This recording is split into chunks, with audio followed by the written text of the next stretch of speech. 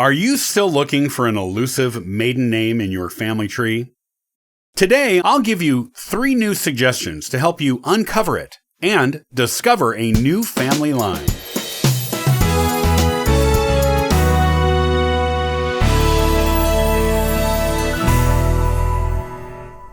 There are hundreds, if not thousands, of articles online about various ways to discover the maiden names of our female ancestors. It is a common genealogical topic because women are so often merged completely with their husbands in the historical records that their original identities disappear completely.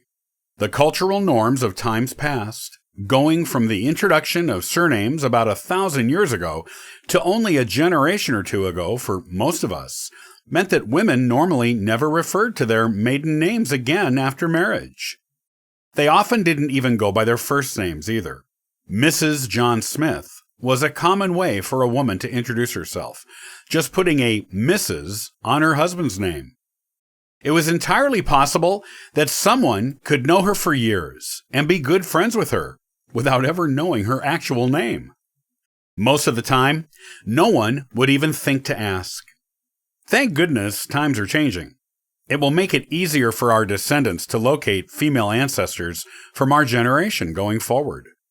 Many women are now keeping their maiden names upon marriage, hyphenating them with their husband's last name, changing their middle name to their maiden name, and using other ways to keep their maiden name alive in the records as belonging to them.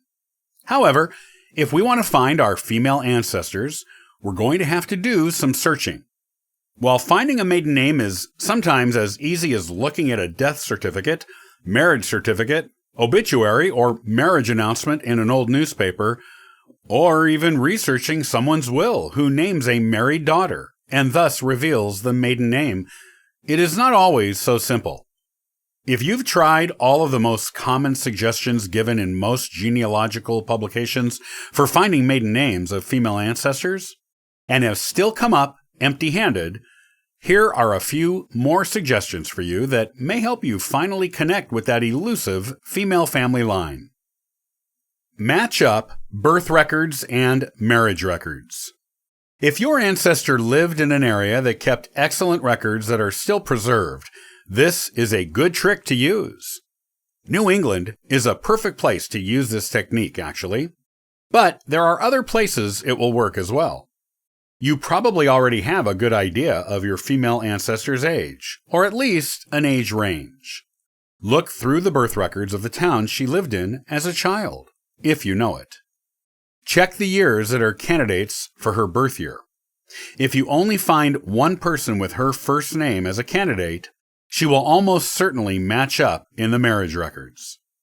If you find more than one candidate, write those names down in a list. Then, look through the marriage records in the decade before and after her most likely marriage age window, usually between the ages of 18 and 23. Look for a woman with her name marrying a man with her known married name.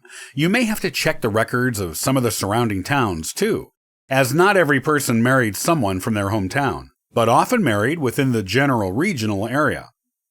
When you have a match between the birth records and the marriage records for someone in the same place and about the same age as your female ancestor, you've found the maiden name. Look at the middle names of her children. Women of centuries past often tried to keep their maiden names alive by giving them to their children as middle names. In my own family, there is a middle name used for men that I have traced back to the maiden name of a distant great-grandmother born in the early 1700s. It's been passed down this whole time and continues to be in the newest generation. Any middle name that sounds like it could be a surname is worth investigating.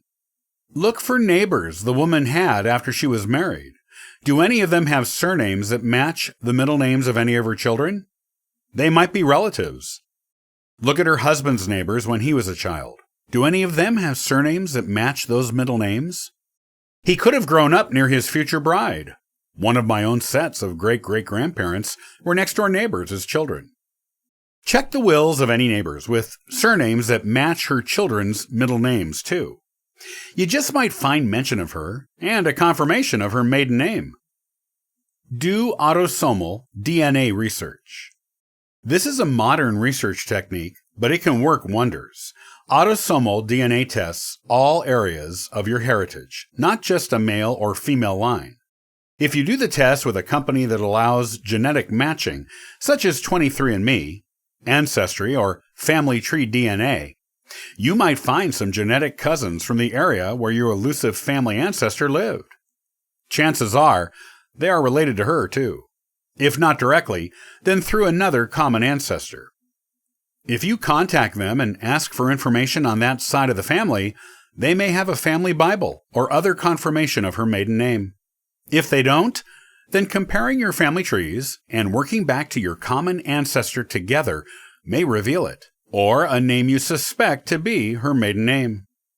You can then confirm it by looking to see if you have any close genetic matches with the same surname as the one you suspect to be your female ancestors. I've confirmed 2 suspected maiden names in my family tree using genetic matches on autosomal DNA testing websites. These methods require more time and intensive research than you may be used to. But if you put the time into doing the research and are fastidious about it, the chances are pretty high that you will come up with that elusive maiden name for your mysterious female ancestor. That, of course, will make all the research worth it.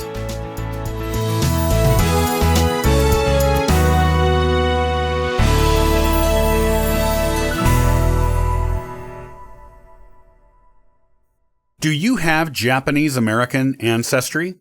If so, join me the next time as you'll learn more about Japanese internment during World War II and records concerning the real people involved.